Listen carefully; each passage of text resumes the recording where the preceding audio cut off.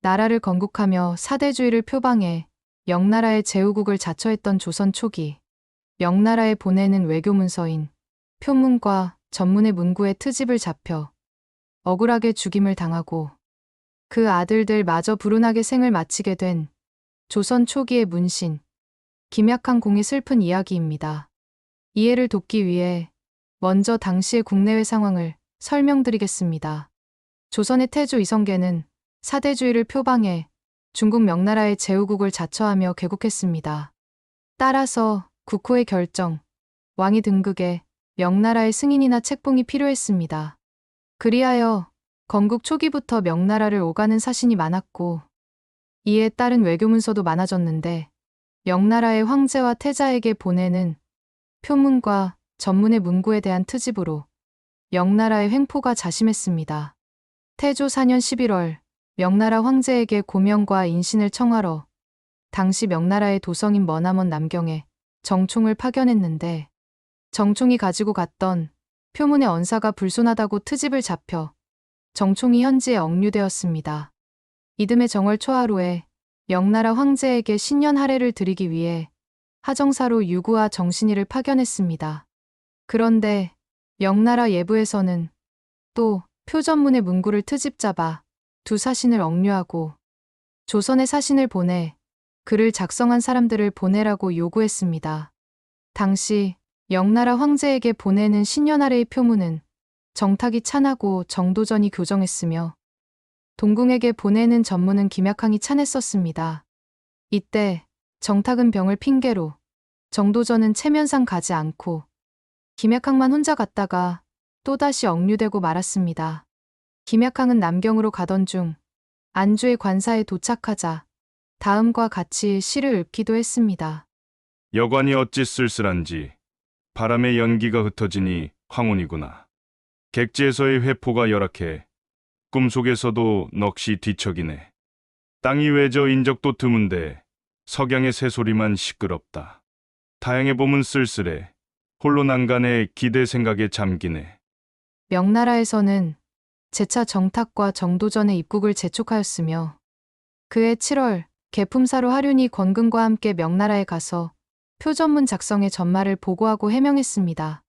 명나라 황제의 노여움이 풀리자 명나라 황제는 권근과 정총에게 명을 내려 날마다 문영각에 나가 명나라 선비의 강론을 듣게 했습니다. 그리고 조선에 귀국시키기에 앞서 의복을 하사하고 사흘 동안 명나라 도성을 구경하게 했으며 제목을 내려 시를 짓게 했습니다. 귀국 시 뜰 아래에서 명나라 황제를 하직할 때 권근은 명나라 황제가 하사한 옷을 입었으나 정총은 당시 태조의 계비였던 현비의 상사로 인해 흰옷을 입었었습니다. 명나라 황제는 정총이 흰옷을 입은 것을 보고 노하여 말했습니다. 너는 무슨 뜻으로 내가 하사한 옷을 입지 않고 흰 옷을 입었느냐? 그리고 권근만 조선으로 돌려보내고 금의위에 명을 내려 정총을 옥에 가두고 국문하게 했습니다. 정총은 고문받을 것이 두려워 도망쳤다가 잡혀 형을 받았는데 이때 김약항과 노인도도 죄 없이 함께 형을 받게 되었습니다. 김약항에게는 김처와 김어라고 하는 두 아들이 있었습니다. 판관벼슬에 있던 김처는 부친이 이국 땅에서 죽음을 당하게 되자 너무 애통해한 나머지 광질에 걸리게 되었습니다.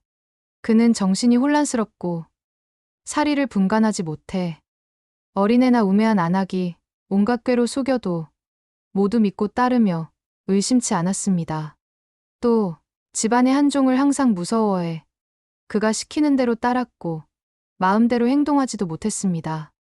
무슨 일을 하려다가도 그 종이 질책하면 두려움에 위축되어 꼼짝하지도 못했습니다.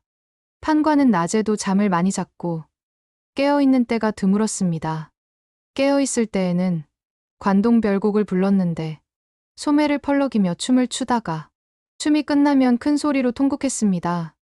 밤이 되면 오랫동안 식기를 암송하며 외롭게 홀로 걸어다니다가 깊은 산속에 들어가기도 하고 또 울타리를 뚫고 다니기도 하며 잠시도 쉬지 않았습니다. 하루는 산중에 병자가 누워있는 것을 보고 불쌍히 여겨 물을 가져다 먹였다가 병이 옮아 죽었습니다. 부정 벼슬에 있던 김원은 효성이 지극해 모친상을 당했을 때 모친의 묘소 옆에 움막을 짓고 3년간 심유살이를 했습니다.